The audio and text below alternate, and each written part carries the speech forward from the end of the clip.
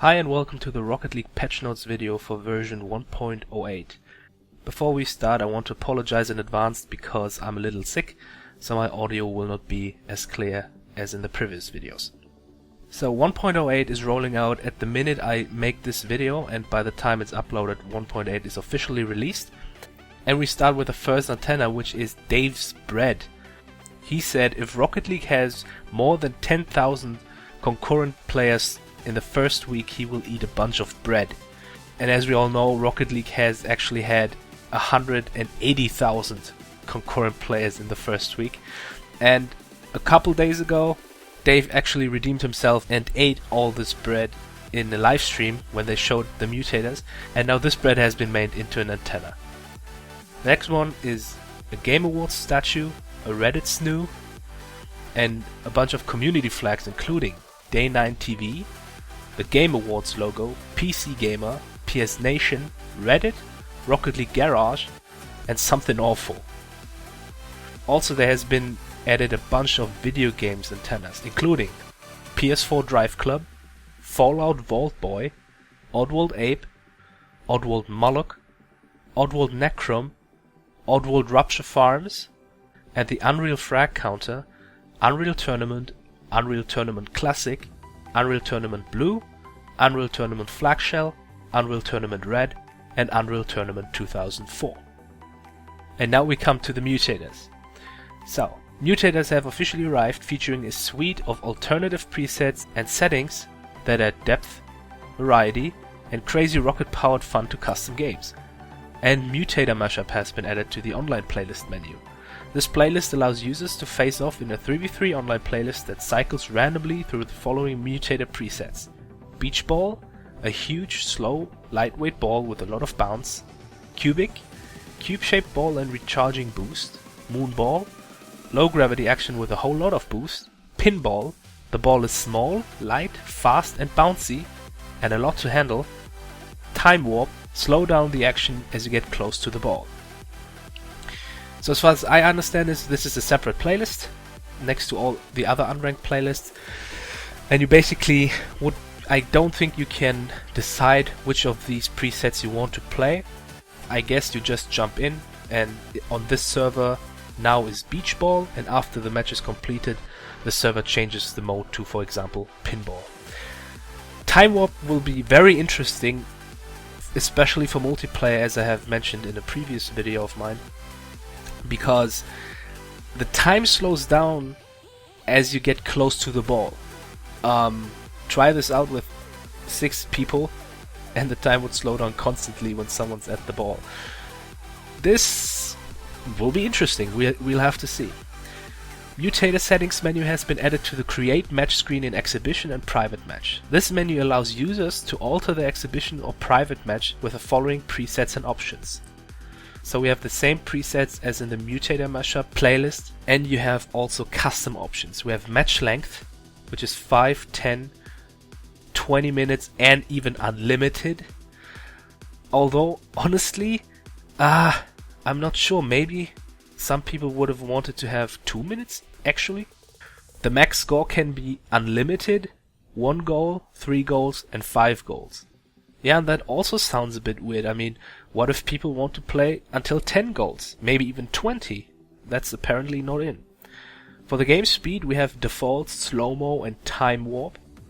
Whereas I'm not really sure where the difference is between slow-mo and time warp. I guess slow-mo is constantly in slow motion, whereas time warp is in slow motion when someone is close to the ball, but I don't think they are too different from one another.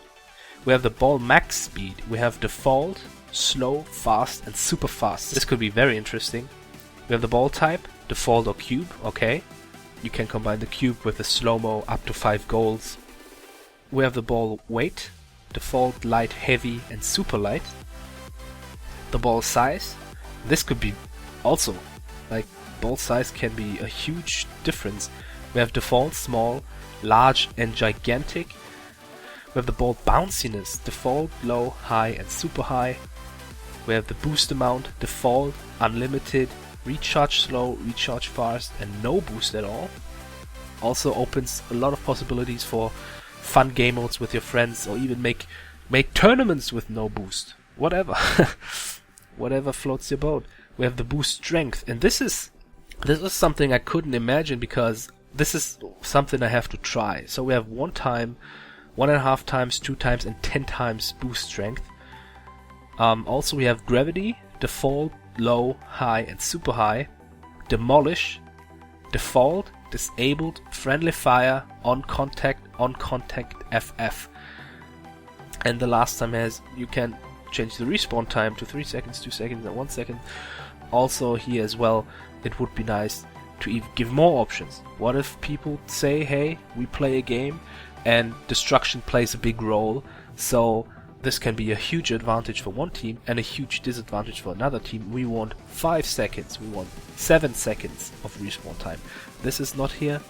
Maybe they add it in the future. I mean, it depends. It depends. Many things depend on feedback from the fans, from the community, and we'll just have to see how everything of this goes.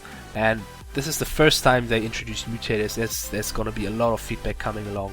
A lot of things many people will be frustrated with, the things people will enjoy. So try it out for yourself, guys. And when you have problems, the forums are open 24/7. We have other changes and updates, including gameplay. The turn radius on Venom, Paladin, Merc, Scarab, and Backfire has been improved. I really have to try those cards again and see for myself. This can be big, I guess. This can be really big. Online, the Mutator mashup now appears in the unranked playlist, as we all know now, and Mutator settings menu now appears in exhibition and private match. Obviously in ranked it's not possible to play any mutators, which makes sense, so the core gameplay of Rocket League still exists.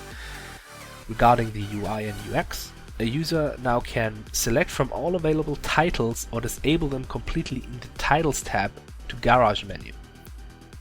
Users can now toggle weather effects on-off from the Video tab in the Options menu. This is very interesting because before they have stated that the map's weather cannot be toggled because the weather is inbuilt into the map. Apparently for Back with Stormy and Manfield Stormy you can now toggle it off. That is huge for many people who have problems with low FPS. On PS4 even, I think there's a lot of FPS issues, especially on rainy maps, so this is a huge benefit. Control menu now uses digits 1, 2, 3, 4 instead of the words 1, 2, 3, 4 for key bindings.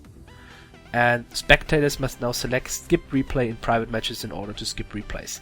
That's a cool feature because, for example, Hoji and I have participated in a tournament, and the hostess have streamed some games, and constantly, because it's your habit, you skip the replay, and they were constantly saying, hey, please don't skip the replays. And even though you didn't want to skip them, you just skip them out of habit. So now the spectators have a vote in this as well, and there will be no replays skipped anymore on streams. Miscellaneous PC users can now see other Steam users they recently played with by selecting View Players in Steam. I honestly think this has been added in the last patch, but I'm not too sure. Coming to bug fixes in general, for PS4, fixed a rare issue which would not allow users to unlock Sweet Tooth, fixed an issue in which vehicle remnants would remain on the field after destructions, have never seen that, and fixed an issue with boost pads not always being collectible immediately after kickoff reset. Yes, huge problem. Occasionally, didn't happen every time, but you spawn on the side kickoff on the diagonal and you try to go and take the boost right in front of you. The boost pad didn't work. You drive over it, didn't pick it up. Hopefully this is now fixed for good. Online, disable crossplay option will now function properly. Okay, apparently it didn't work. Ranked match winners will correctly get full RP for wins even if an opponent leaves the game. So, apparently, if you won a ranked match while one of your opponents left, you would get less points because the game says you played against one guy instead of two, which is not fair because the guy who rage quits or lose connection, doesn't matter. But let's say it matters more if someone rage quits. If the guy rage quits, then it's unfair for you as an opponent to get less points. But I'm all in for the guy who has to play alone because his teammate abandoned the match loses less points. I'm all in for that. So this one is fixed. I really hope that the guy who is left behind doesn't lose many points. Leaving a 1v1 match will no longer apply the maximum RP penalty, only the normal amount for a loss. And leaving a 2v2 or 3v3 match will now only apply the maximum RP penalty to the first player who quits the match. And the last one, UI UX for PC, improved controller detection when plugging in after boot, and improved Steam avatar handling in-game, and also fixed issues with disappearing player nameplates. So that's about it. That is patch 1.08 for Rocket League, releasing on November the 9th. And I will probably do a real show off of the mutators, but don't expect it to be very soon, because this is also very time consuming. But thanks you very much for watching, and have much fun with the mutators.